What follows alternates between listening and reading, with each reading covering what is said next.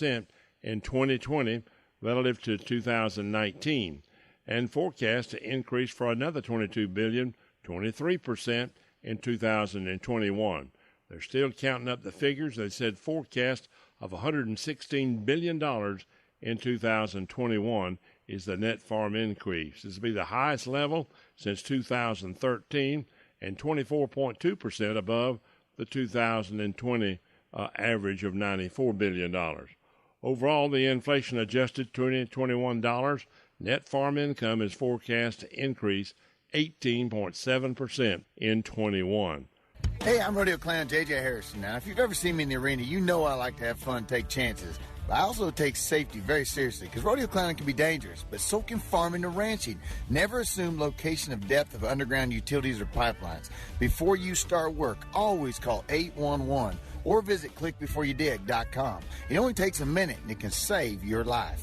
Always call 811 or visit clickbeforeyoudig.com before you start work. A message from the Pipeline Operators for Ag Safety Campaign.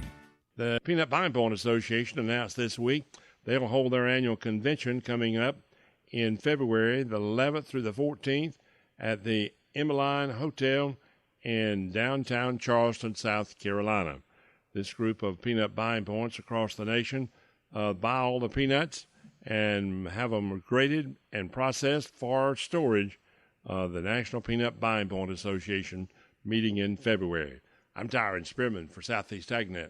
When it really counts, depend on the source for the latest weather updates, keeping you ahead of the storm. 96.3 FM, 1370 AM, The Source.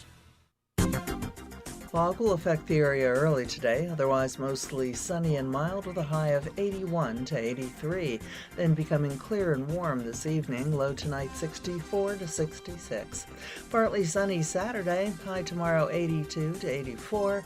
Then Sunday we'll have sunshine, a few clouds, passing shower, and a high of 79 to 82. From the Florida Weather Center, I'm Holly Holdren.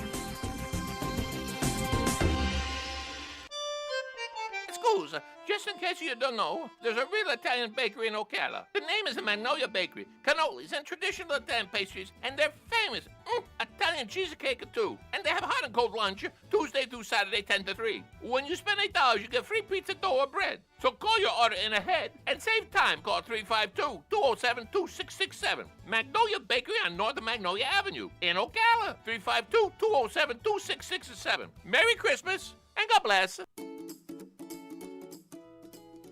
Hi, this is Jack O'Brien, and I could tell you stories. Brian Jameson is a fit, good-looking 75-year-old man who attributes his many years of life to good nutrition, and that's why he loves living in Florida, and especially this time of year. He loves to go picking fresh citrus. Last Saturday, he went back to Martin Orchards to pick a basket of oranges, and he ran into Debbie Martin.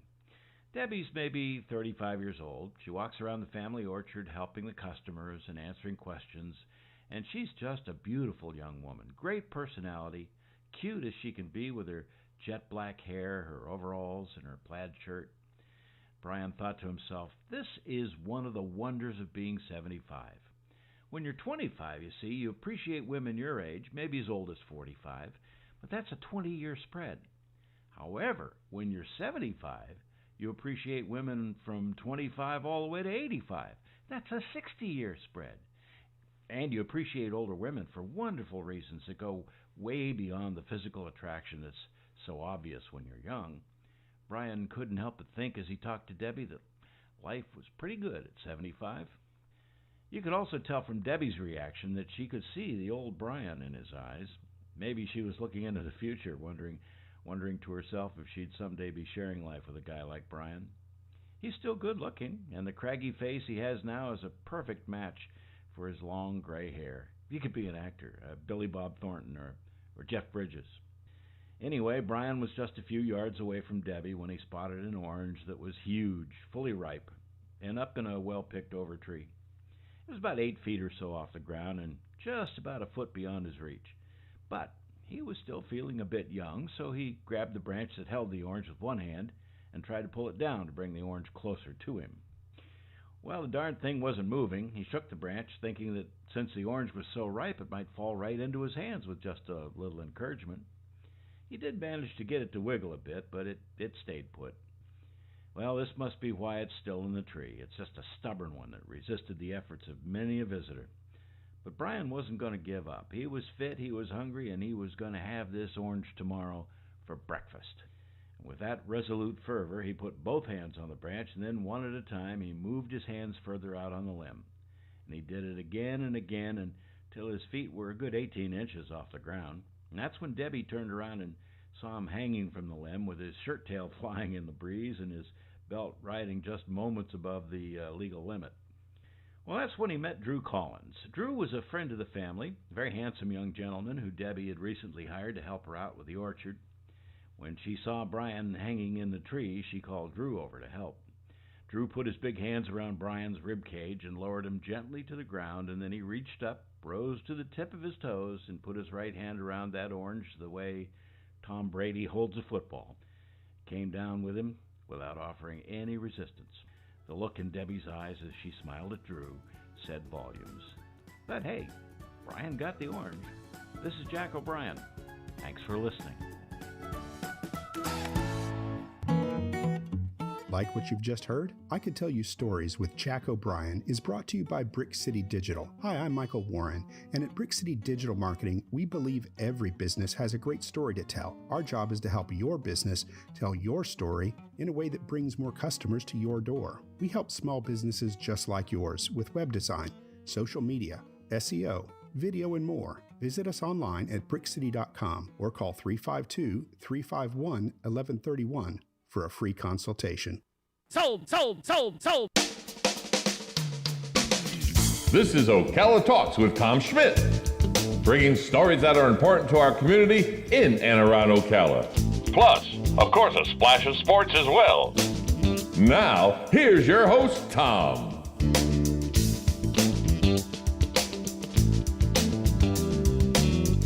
Welcome back to Ocala Talks on a Friday. Only one day to go, folks, until the return of the Ocala Christmas Parade after a one-year hiatus due to COVID-19. It'll be back on the boulevard tomorrow night, the largest nighttime Christmas parade in the state of Florida. We had Sue Mosley on earlier this week talking about the Christmas parade. Your chairs are starting to show up on the boulevard. I drove down the boulevard yesterday.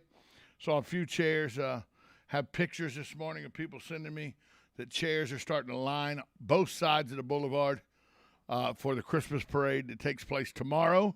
Let me give you some road closures that are effective tomorrow. These are from the Ocala Police Department. If you got any questions, give their non-emergency number a call for any additional road closures or detour routes around these road closures.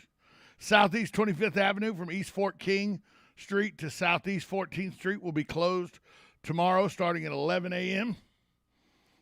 Northeast 25th Avenue southbound, East Fort King to 22nd Avenue to Southeast 14th Street, back to Southeast 25th Avenue is closed. Southeast 25th Avenue northbound, Southeast 14th Street to Southeast 30th Avenue to East Fort King to Northeast 36th Avenue to State Road 40. To State Road 492, all those are detour routes. Road closures effective Saturday, December 11th from 3 p.m. to midnight. State Road 40 from Northeast 3rd to Northeast Pine Avenue, US 441. Southeast and Northeast 25th Avenue from Southeast 14th Street to State Road 492, Bonnie Heath. East Fort King Street from Southeast 30th Avenue to Southeast 22nd Avenue is closed. And Northeast 8th Avenue from State Road 40 to Northeast 14th Street, State Road 492, Bonnie Heath. They will all be closed tomorrow, 3 p.m. to midnight. There may be other minor road closures as determined by the Ocala Police Department. Call the Ocala Police Department's non-emergency number to find out more information about road closures that are being caused by the Ocala Christmas Parade that takes place tomorrow. Also going on at the Ocala Civic Theater all weekend is the radio adaptation play of It's a Wonderful Life. Frank Capra's movie, It's a Wonderful Life, starring Jimmy Stewart and Donna Reed.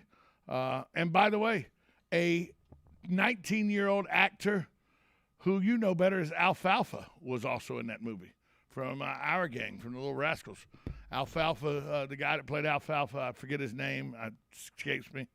He was the young man that got talked into opening the dance floor that was on top of the pool because he wanted to dance with Mary, Donna Reed's character, and Jimmy Stewart wouldn't let him. So Alfalfa makes a cameo appearance in It's a Wonderful Life, the movie, but not on stage at the Ocala Civic Theater. That will be a radio adaptation of It's a Wonderful Life. My wonderful wife and I will be taking in that show on Sunday at the matinee. Good morning. You're on Ocala Talks. Good morning, Tom. Hey, Hugh. How are you? Pretty good. I just wanted to mention that the 8th Street Elementary School pancake. The pancake, yeah. Tomorrow. Yeah, that's the great way of starting the day off. Pancakes in the morning and parade in the evening. And it's from 7 a.m. to 1 p.m. And I believe it's $5, like it always. And it's for a good benefit. It sends the kids to summer camps and stuff. So it's a worthwhile cause, you know.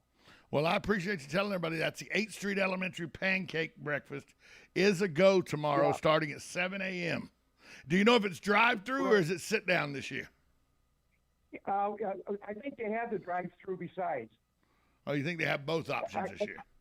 Yeah, I know in the past they did, but I know like last year because of the virus they just had the drive-by, you know. But I called the school up and it's definitely on tomorrow, but 7 to 1 p.m.